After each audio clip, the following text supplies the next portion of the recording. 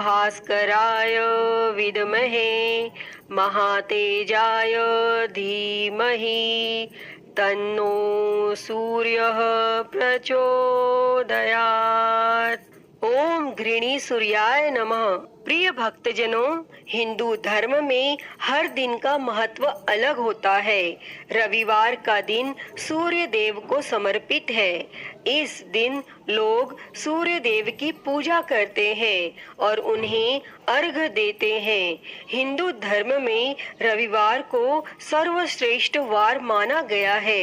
मान्यता है कि अगर रविवार के दिन व्रत किया जाए और सच्चे मन से आराधना की जाए तो व्यक्ति की सारी मनोकामनाएं पूरी होती हैं। रविवार का व्रत करने वाले व्यक्ति को मान सम्मान, धन, यश और साथ ही उत्तम स्वास्थ्य की प्राप्ति होती है।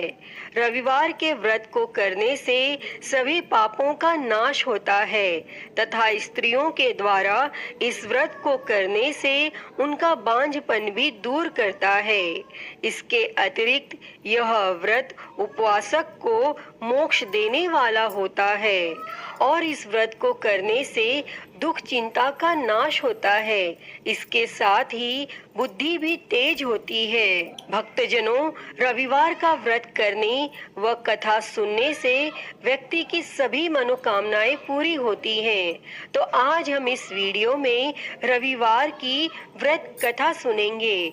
तो आइए शुरू करते हैं। उससे पहले आप सभी एक बार प्रेम से बोलिए सूर्य भगवान की जय। ओम घृणी सूर्याय नमः। प्राचीन काल की बात है। एक नगर में एक बुढ़िया रहती थी। वह हर रविवार को सूर्योदय से पहले उठकर स्नान आदि करके घर के आंगन को गाय के गोबर से लीप कर स्वच्छ करती थी और उसके बाद वह सूर्य देव को अर्घ्य देकर पूजा अर्चना करती थी और फिर भोजन तैयार कर सूर्य भगवान को भोग लगाकर स्वयं भोजन करती थी और सूर्य देव उस बुढ़िया से बेहद प्रसन्न थे और उनकी कृपा से उसे किसी भी प्रकार की चिंता और कष्ट नहीं था और धीरे धीरे उसका घर धन धान्य से भरता गया और उस बुढ़िया को खुश देखकर उसकी पड़ोसन उससे जलने लगी। बुढ़िया के पास गाय नहीं थी, इसीलिए रविवार को घर लीपने के लिए वह पड़ोसन के आंगन में बंधी गाय का गोबर लाती थी। पड़ोसन ने ईर्ष्या में आकर अपनी गाय को घर के भीतर बांध लिया, जिस कारण बुढ़िया को रविवार को गोबर नहीं मिला और बुढ़िया अपना आंगन नहीं लीप सकी और आंगन न लीपने के कारण उसने न तो भोजन बनाया और न ही सूर्य देव को भोग लगाया और स्वयं भी भोजन नहीं किया और फिर सूर्यास्त के बाद वह भूखी प्यासी ही सो गई। इस प्रकार उसने निराहार व्रत किया। तब सूर्य देव यह सब कुछ देख रहे थे और बुढ़िया की भक्ति से प्रसन्न होकर उसी रात सूर्य भगवान ने उसे सपने में दर्शन दिए और इच्छा पूर्ण करने वाली गाय देने का वरदान दिया। अगले दिन जब वो सोकर उठी तो उसने देखा कि उसके आंगन में एक सुंदर गाय और एक बछड़ा बंधा था। बुढ़िया गाय को देखकर हैरान रह गई और उसने गाय को चारा खिलाया। वहीं यह सब देखकर उसकी पड़ोसन और अधिक जलने लगी। जैसे ही गाय ने सोने का गोबर किया तो पड़ोसन की आंखें फटी की फटी रह गई और फिर पड़ोसन ने तुरंत सोने के गोबर को उठाया और अपने घर ले गई और अपनी गाय का गोबर वहां रख आई। कई दिनों तक बुढ़िया को सोने के गोबर के बारे में कुछ पता ही नहीं चला। ऐसे में बुढ़िया पहले की ही तरह सूर्य भगवान का व्रत करती रही और कथा सुनती रही। तब पड़ोसन की चालाकी देखकर एक दिन सूर्य देव ने तेज आंधी चला दी, जिससे बुढ़िया ने अपनी गाय को अंदर बांध दिया और अगले दिन जब बुढ़िया उठी तो उसने सोने का गोबर देखा।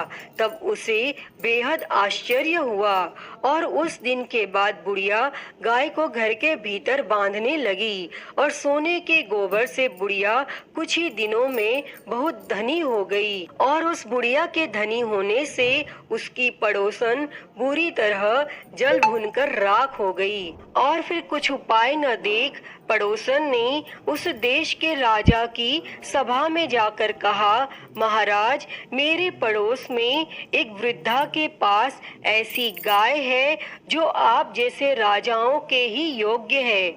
वह नित्य सोने का गोबर देती है। आप उस सोने से प्रजा का पालन करिए। और वह वृद्धा इतने सोने का क्या करेगी? तब राजा ने यह बात सुनकर अपने दूतों को वृद्धा के घर से गाय लाने की आज्ञा दी। और वृद्धा प्रातः ईश्वर का भोग लगा भोजन ग्रहण करने ही जा रही थी कि राजा के दूत गाय खोलकर ले गए। और वह बुढ़िया काफी रोई चिल्लाई, किंतु उन दूतों के समक्ष कोई क्या कहता। और उस दिन उस बुढ़िया ने गाय के वियोग में भोजन भी नहीं खाया और रात भर रो रो कर सूर्य भगवान से गाय को पुनः पाने के लिए प्रार्थना करती रही। और वहाँ राजा गाय को देखकर बहुत प्रसन्न हुआ। लेकिन सुबह जैसे ही उठा, सारा महल गोबर से भरा दिखाई देने लगा। तब राजा यह देख घबरा गया और सूर्य देव ने रात्रि में राजा को स्वप्न में दर्शन देते हुए कहा कि हे राजा, गाय उस बुढ़िया को लौटाने में ही तेरा भला है। उसके रविवार के व्रत से प्रसन्न होकर मैंने उसे गाय दी थी। तब प्रातः होते ही राजा ने उस बुढ़िया को बुलाकर बहुत से धन के साथ सम्मान सहित गाय और बछड़ा लौटा दिया और उसकी पड़ोसन को बुलाकर उसे उचित दंड दिया। और इतना करने के बाद राजा के महल से गंदगी दूर हो गई। तब उसी दिन से राजा ने नगरवासियों को आदेश दिया कि राज्य की तथा अपनी समस्त मनोकामनाओं की पूर्ति के लिए रविवार का व्रत रखा करो। तब व्रत करने से नगर के लोग सुखी जीवन व्यतीत करने लगे। कोई भी बीमारी तथा प्रकृति का प्रकोप उस नगर पर नहीं होता था। सारी प्रजा सुख से रहने लगी। अतः हे सूर्य देव जी, जैसी कृपा आपने उस बुढ़िया पर की, वैसी ही कृपा इस कथा को कहते, सुनते और हुंकारा भरते सब पर करना। तो सभी प्रेम से बोलिए, सूर्य भगवान की जय।